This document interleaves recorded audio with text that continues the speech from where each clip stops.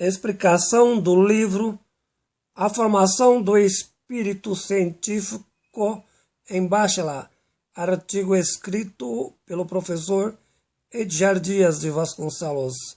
Só é possível entender o trabalho de Bachelard na perspectiva da revolução científica efetivada no século XX, que teve início com a origem da teoria da relatividade elaborada por Einstein. Desse modo, o filósofo tem como finalidade fazer uso da filosofia valorizando a historicidade da epistemologia e, de alguma forma, com a relatividade da materialidade em estudo. A relatividade de Einstein procura romper com as ciências clássicas, sobretudo com a teoria clássica da física de Newton.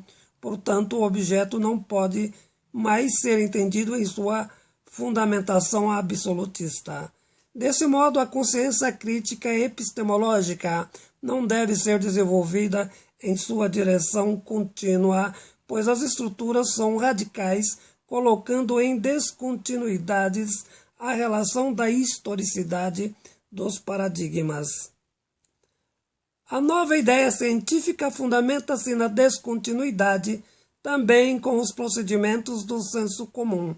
Portanto, devem ser eliminadas as opiniões e preconceitos. Sobre esse aspecto, a ruptura epistemológica exige certa radicalidade a respeito da ciência contemporânea em relação ao senso comum e, por outro lado, a ruptura absoluta aos velhos paradigmas. Bachelard valoriza o caminho histórico das ciências. Para ele, o conhecimento não pode se efetivar ao longo da história, pois o saber científico não deve ser compreendido apenas em referência aos seus acúmulos. O mundo praxeológico, as ciências se realizam pelo mecanismo das retificações em uma lógica dialética em que o conhecimento se faz por meio do entendimento dos erros anteriores. Nesse sentido, para Bachelard, o saber construído é naturalmente a formulação retificada do entendimento anterior. Entende-se o passado condenando a sua historicidade, a lógica e a estrutura dos erros paradigmáticos históricos. Com efeito, pensa a construção de um paradigma verdadeiro negando sua anterioridade, o que significa retificação histórica dos erros que no passado foram construídos como ilusões epistemológicas. A grande questão colocada por Bachelard, a continuidade, lutando com efeito contra a perenidade das ideias e paradigmas. A filosofia, o grande instrumento de análise das ciências, que devem progredir em seus fundamentos, portanto, conforme os avanços epistemológicos substanciados em permanentes revisões, ajustes e modificações de paradigmas. O conhecimento, por natureza, não é óbvio, não podendo ser totalmente empírico. Desse modo, antes de construir o saber, é necessário destruir referências em relação às construções passadas. Desse modo, formular perspectivas para futuras construções. Esse movimento, que é dialético e relativamente objetivo, fundamenta-se a nova epistemologia. Portanto, a radicalização contra o empirismo na valorização do racionalismo lógico, o que de algum modo não seria aplicável às ciências naturais em sua completude. Com efeito, Bachelard entende que a nova epistemologia, na sua complexidade, não se completa por meio apenas das aproximações empíricas sobre os objetos, o primado da análise em referência à realidade.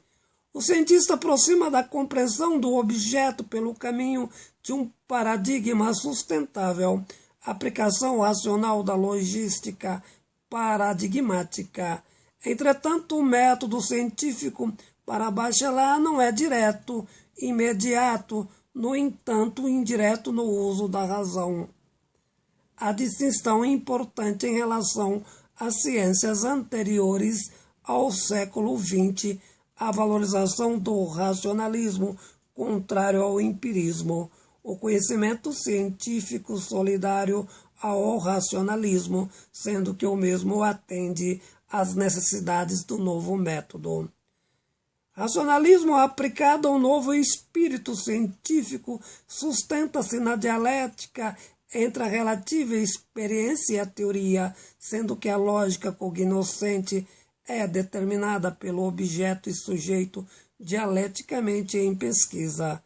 Outro aspecto que deve ser compreendido, os obstáculos epistemológicos em relação à sua obra clássica, a formação do espírito científico, escrita em 1938.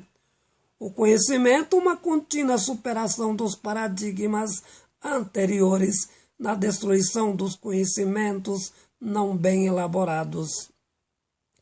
É fundamental para superar um obstáculo o entendimento por parte dos cientistas que tal procedimento precisa ser neutralizado por impedir o desenvolvimento das ciências, pois comprometeria a natureza fundamental da pesquisa, sendo os principais obstáculos, além dos velhos paradigmas, o senso comum e a opinião cultural antropológica. Um grande obstáculo à aplicação do método empírico à realidade social, portanto, devido à motivação positivista embutida na metodologia empírica. O universo social é completamente diferente das ciências naturais, aplicação do racionalismo lógico não positivista, sendo com efeito a estrutura da verdade analítica. O fato fenomenológico por si só não diz nada. O uso da metodologia, da hipótese levantada teoricamente, o estudo dos fatos analisados cientificamente, quando a posição de uma simples teoria como entendimento da hipótese pode constituir-se em um obstáculo. Outro grande obstáculo, a transgressão de ideologias, como por exemplo o positivismo, a possível neutralidade científica, como foi proposto por Max Weber, a utilização de método de pesquisa para uso do preconceito como fundamento possivelmente científico, quando é apenas ideologia. Na verdade, são diversos obstáculos para a construção de um saber realmente desvinculado de mistificações. Proposta epistemológica formulada por Bachelard, perspectiva da formação do espírito científico. Artigo escrito pelo professor Edgar Dias de Vasconcelos.